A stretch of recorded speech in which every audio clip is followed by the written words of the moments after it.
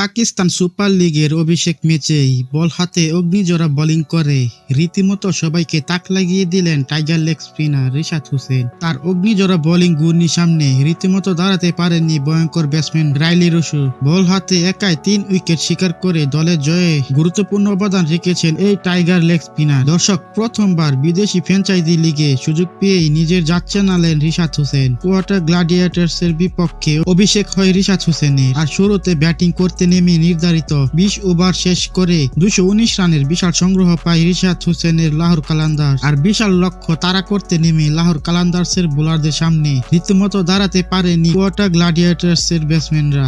এদিন অভিষেক ম্যাচ খেলতে নামায় রিশাদ হোসেন কোয়াটার গ্ল্যাডিয়েটরের ভয়ঙ্কর ব্যাটসম্যান রাইলি রুশুকে রীতিমতো বোল্ড আউট করে সাজঘরে ফেরত পাঠান এই টাইগার স্পিনার, যা দেখে রীতিমতো অবাক হয়েছে। এরপর নিজের করা চতুর্থ ওভারে আরো 2 উইকেট শিকার করেন রিশাদ হোসেন। মোহাম্মদ আমিরকে তার বোলিং ঘূর্ণিতে বোল্ড আউট করে রিশাদ হোসেন কোনোভাবে বুঝে ওঠার আগেই বোল্ড আউট হয়ে সাজঘরে ফেরত যান মোহাম্মদ আমির। এদিন 4 ওভার বোলিং করে মাত্র 31 রান খরচ করে গুরুত্বপূর্ণ 3টি উইকেট শিকার করে দলের জয়ে গুরুত্বপূর্ণ অবদান রাখছেন রিশাদ। আর রিশাদ হোসেনের এমন দুর্দান্ত বোলিং দেখে দারুণ খুশি লাহোর কালান্দার্সের খেলোয়াড়রা। তো দর্শক, অভিষেক ম্যাচে রিশাদ হোসেনের এমন দুর্দান্ত বোলিং আপনাদের কাছে কেমন লেগেছে? সেই সাথে পরবর্তী ম্যাচে রিশাদ হোসেন কয় উইকেট শিকার করবে বলে আপনি মনে করেন তা কমেন্ট করে জানিয়ে দিন।